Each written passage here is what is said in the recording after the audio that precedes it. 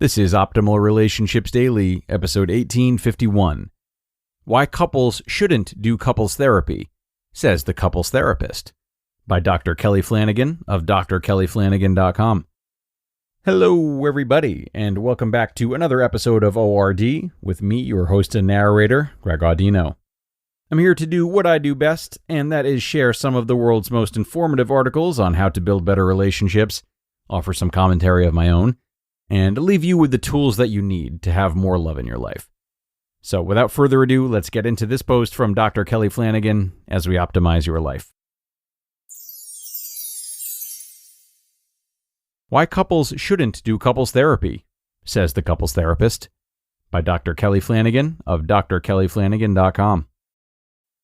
A Saturday night with the person you love can go south in a heartbeat, can't it? Several weeks ago, my wife and I had just finished another night of one more cup of water requests, my legs hurt laments, and can I have another kiss rituals. And the rustling from the kids' bedrooms had quieted. And a couple of open hours sprawled out before us, like an oasis in the desert of living. Until my wife began to discuss the recent seminars she'd conducted in Guatemala. She looked at me like I had heard the story before, and the truth began to slowly dawn on both of us. I had never asked about her teachings in Guatemala.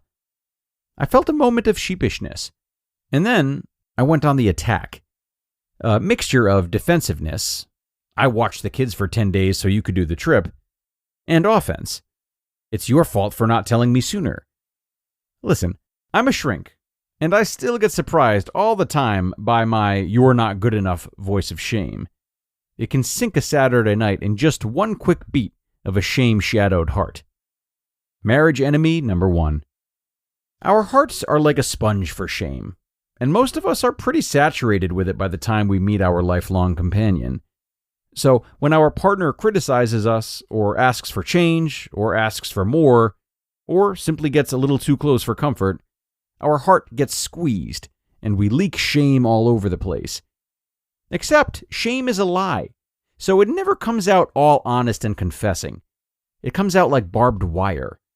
Usually we try to make our partner feel even less worthy than we feel ourselves, with verbal attacks, emotional slander, and sometimes simply with silence.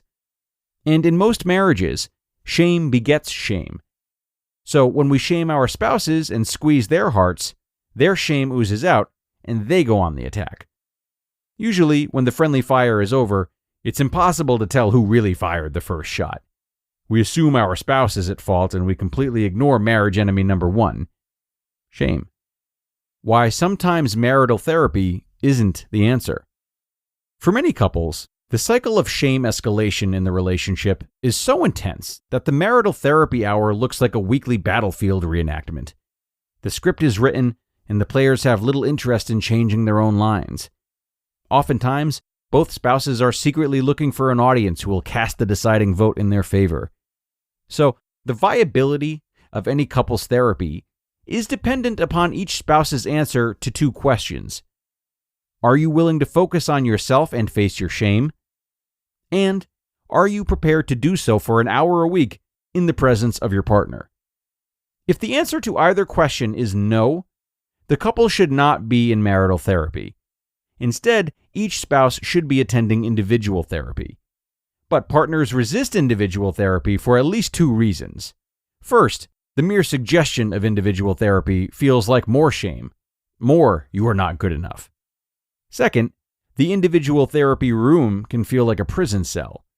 No distractions, no one to blame, no place to direct the shame spilling out of our hearts, which is why many people go to individual therapy and use the hour to complain about a spouse.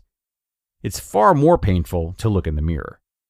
Fighting for your Saturday night. As my wife and I began to go toe-to-toe that Saturday night, she had the wherewithal to step back and say, "You know, right before you got angry, you looked embarrassed." I stopped mid-fury, and suddenly, the battle wasn't between her and I. The battle began to rage within me. Frankly, I think every marriage hinges upon this kind of moment. Do I deny the shame she saw peek out before my defenses were up and go back to shaming her? Or do I own it? Uh-oh, I thought. This is going to hurt. The shame began oozing up from the cracks in my heart, and I began to share with her the multitude of ways I had felt not enough in the past week. It hurt to feel it. It hurt to admit it. But it felt so good to share it. And with no shame to defend, I felt free to apologize for all the ways I bungle my priorities and lose my focus on the most interesting thing in my life. Her. It wasn't the Saturday night that we had hoped for, but I think it was the Saturday night that we needed. How to fight within marriage ourselves. You don't fight for your Saturday night by fighting with your spouse. You fight for your Saturday night by fighting with yourself. By fighting back against your shame. Except in our fight against shame, we don't wield weapons toward others. We lay them down. We breathe deeply, giving ourselves just enough space to make a wise decision. The decision to look in, rather than shouting out. We cultivate a quiet, still attentiveness. It pulls the covers of anger off the bed of our shame and reveals the aching, hurting kid underneath who just wants a place to call home. We use a graceful self-compassion. Until we can be gentle with ourselves, we can't be gentle to anyone else. So when we discover the hurting kid within us, we speak to him or her like we would to any kid with a skinned knee or a bloody elbow, with an embrace and a whispered, hush. We use courage and vulnerability to reveal it all to the person we love. We say things like, this isn't about you, this is about me. I'm terrified I'll never be good enough for you, but I bluster as if you're the one who isn't good enough for me, because that feels way safer. And we insist on being with people who can receive this kind of confession gracefully and receive us within their embrace. So, as the marital therapist, I often find myself saying, I can't help until you have faced your shame. But if you're willing to do that first, I don't think you have any idea what kind of radical, life-altering, world-changing love the two of you could create together. Then marital therapy will be a rebellion that turns this world upside down. You just listened to the post titled, Why Couples Shouldn't Do Couples Therapy, Says the Couples Therapist, by Dr. Kelly Flanagan of drkellyflanagan.com. Keeping your body in shape is important, but it's also important to keep your mind in shape. I've been leveling up my focus with Word Collect, which is a free word puzzle app with over 2,000 levels. Word Collect gets harder as you get better, so it's a fun and challenging way to keep your brain sharp and grow your vocabulary. I highly recommend you give this fun and addicting brain game a try. And right now, Word Collect is offering you 2,500 coins and 500 gems when you download and play. And those coins help. You'll need them when you're having a hard time reaching the next level. I've been there a few times myself, and I am very thankful they made it easier for me to keep going, because it really is a fun and educational game. So, stop mindlessly scrolling through social media. Keep your mind sharp. Just go to the Apple or Google store and search for Word Collect. So if you're like me and want to get fit with your mind and body, download Word Collect for free today. I highly recommend you give this fun and addicting brain game a try. Download Word Collect for free today. And a big thank you to Dr. Kelly for this post today, putting his own profession under the spotlight in a really interesting and insightful way. Good for him. And I'm here to echo his instructions.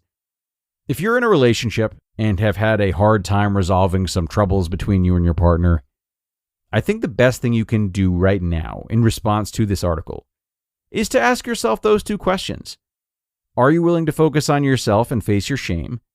And are you prepared to do so for an hour a week in the presence of your partner? And if the answer to either of those is no, then you get to work on wading through your troubles without the help of your marriage counselor. But luckily, you do have the opportunity to get a step ahead, and that is thanks to what Dr. Kelly said about how his wife, who I feel compelled to mention is also named Dr. Kelly, addressed the fact that he looked embarrassed before responding with anger. So this is a pivotal moment in self-awareness, but you don't have to wait for your partner to hopefully spot it for you. A good exercise is to reflect back on how our anger built up in certain interactions with our partners. Go back through the conversation and see if you can pinpoint the thought or feeling that you had right before your behavior started to reflect anger. Maybe it was embarrassment, like with Dr. Kelly. Or perhaps it was sadness or guilt. If we can pinpoint this, it can often provide us with a gateway to understanding what our true feelings are. What is simply disguised as anger, but in reality is something else. But that brings us to the end, so thank you to Dr. Kelly once again, and thanks to you for showing up here and doing right by your relationships today. It's time to get going for now, folks. I hope you have a great rest of your day, and I'll see you tomorrow for more ORD. That's where your optimal life awaits.